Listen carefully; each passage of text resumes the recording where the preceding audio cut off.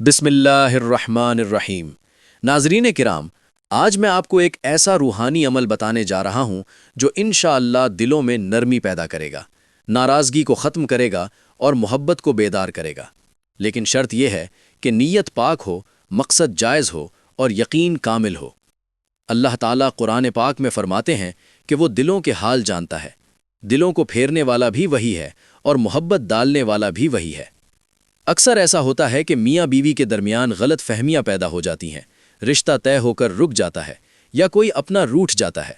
انسان پریشان ہو جاتا ہے، راتوں کو نیند نہیں آتی، دل بے چین رہتا ہے۔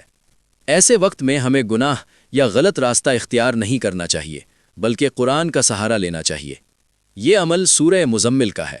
سورہ مزمل وہ سورت ہے جس میں اللہ تعالیٰ نے اپنے محبوب صلی اللہ علیہ وسلم کو رات کے قیام کا حکم دیا، صبر کی تلقین کی اور مشکلات میں اللہ پر بھروسہ کرنے کی تعلیم دی۔ آپ نے 7 کالی مرچیں لینی ہیں، ہر مرچ پر ایک بار سورہ مزمل مکمل پڑھنی ہے۔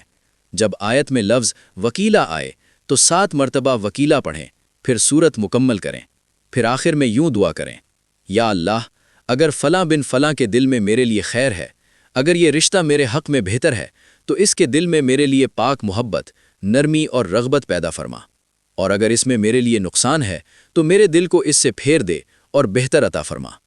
یاد رکھیں، دعا میں عاجزی ہو، آنکھوں میں آنسو ہوں، دل میں سچائی ہو۔ ہر شام ایک مرچ جلانی ہے۔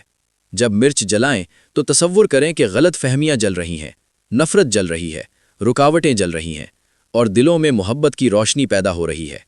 لیکن میں پھر واضح کر دوں، اگر کوئی شخص اس عمل کو ناجائز مقصد، کسی کا گھر برباد کرنے یا کسی کو اس کی مرضی کے خلاف مجبور کرنے کے لیے کرے گا تو وہ گنہگار ہوگا۔ اللہ کی کتاب کو ظلم کے لیے استعمال نہیں کیا جا سکتا۔ یہ عمل صرف اصلاح، نکاح اور جائز محبت کے لیے ہے۔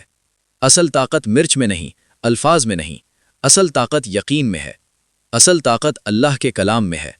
اگر آپ کا دل ٹوٹا ہوا ہے تو اللہ کے سامنے روئیں، اگر آپ کا رشتہ رکا ہوا ہے تو اللہ سے مانگیں، اگر آپ کا محبوب ناراض ہے تو پہلے اپنے اعمال کا جائزہ لیں، قرآن سے جڑیں، تہجد پڑھیں، استغفار کریں، درود شریف کی کثرت کریں۔ انشاءاللہ اللہ تعالیٰ وہ راستے کھول دے گا جن کا آپ کو گمان بھی نہیں ہوگا۔ آخر میں ایک بار پھر عرض، جائز مقصد میں اجازت عام ہے، ناجائز مقصد میں ہرگز نہ کریں۔ اللہ تعالیٰ آپ کے دلوں میں سکون، گھروں میں محبت اور رشتوں میں برکت عطا فرمائے۔ آمین یا رب العالمین۔